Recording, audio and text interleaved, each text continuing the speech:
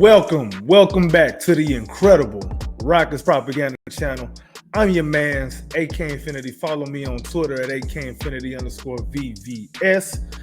And we back at you with another one, man. So this topic here came up on my Shooting the Itch podcast that I did with James Piercy that I dropped earlier this week. I believe it was dropped it on Wednesday morning. Y'all go on and check that out, by the way. I'll probably leave a link for that in the description box below. But yeah, this topic here, man, came up. We talked about the Denver Nuggets rebuild and the Boston Celtics rebuild. And they got one thing in common is it took them 8 years to win that championship. Another thing in common that they had was they rebuilt mainly through the draft first.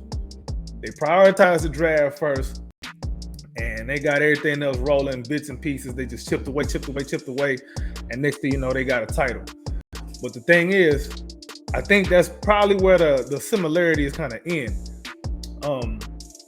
Denver had the same coach throughout the whole time, and Boston had a few different coaches. They had Brad Stevens, they had Ime Udoka, and now Joe Mazzulla. So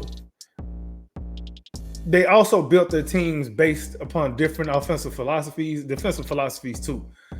So Denver was more traditional. Hey, we had the skilled big man and a dynamic guard and a whole bunch of good role players in between to fill in the gaps.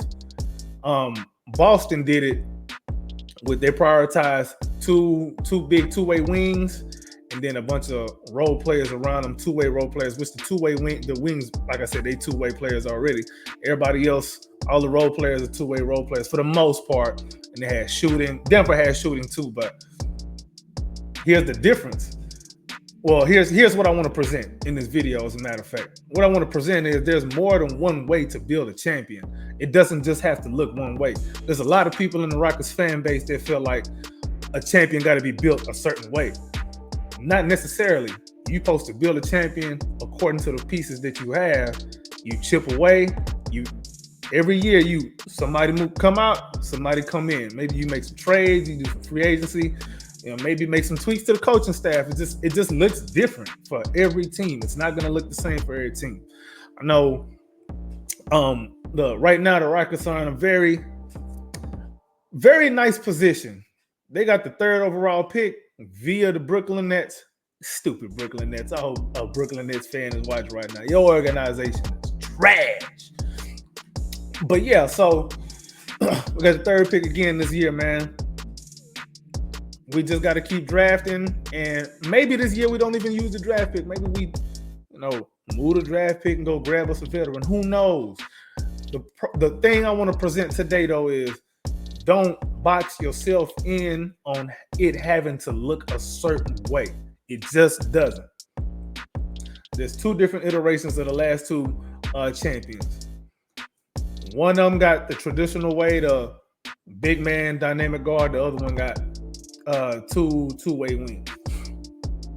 We got the ingredients on our team right now to go either direction. Here's the thing. Who says we have to pick a direction? Who says we got to copy Denver? Who says we got to copy the Celtics? What we got to do is we got to be the Rockets. We got to make the decision that makes the best sense for us. Of the core 6, as much as we'd all like them all to stay on the team, best case scenario, especially with the way the new CBA look, and especially with the way that it looking like we're gonna end up drafting this number 3 pick, because there ain't been a lot of news of being able to actually be able to move the pick. Best case scenario, and I mean this is real pie in the sky. Best case scenario out of the 7 young guys now, if you include the number 3 pick, best case scenario, man, you're gonna take 4 of these guys and move 3 of them. That's absolute best case scenario. You got 2 guys that's going to come off a contract next summer who can actually do extensions right now in Jalen and LP. Some after that, Jabari and Tari. Some after that, Amen and Cam. Some after that, whoever this 3rd draft pick is, if we keep this 3rd draft pick. decisions are gonna have to get made. But what I want everybody to just remember is it don't got to look one way. There's different ways to build a champion. If we want to go, if we can have a big man with LP, a two-way wing, and take your pick of whoever. If you want to call a man a two-way wing instead of a point guard, hey, we can have a guard in Jalen or Cam or a man, whoever we draft, whether it's Reed Shepherd, whether it's Stephon Castle. You just never know. There's a bunch of ways that we can do this. So the Rockets have the luxury of being in a tough position with all the talent that they do have right now. So just keep that in mind when we have our little takes. I just wanted to get this quick video out. If you're still with me though at this point, go ahead and hit that like button, smash that subscribe, leave a comment down below. Am I tripping? How would you prefer to move forward with this build? What you want to do with that number 3 pick? Don't forget we got the number 44th pick as well. What would y'all do if you had to put on Ime Udoka and Rafael Stone's caps on? How are you gonna move forward, moving this summer? Do you want to make a move this summer right now and start trying to I guess be a contender immediately right now? Or you want to push it back one more summer and see how Jalen and LP look before you want to get them at their long-term contracts? What you want to do? A bunch of different options. Y'all let me know in the comments down below. It's your man's AK Infinity. Follow me on Twitter at AKInfinity_VVS. This is the Rockets Propaganda Channel. We out.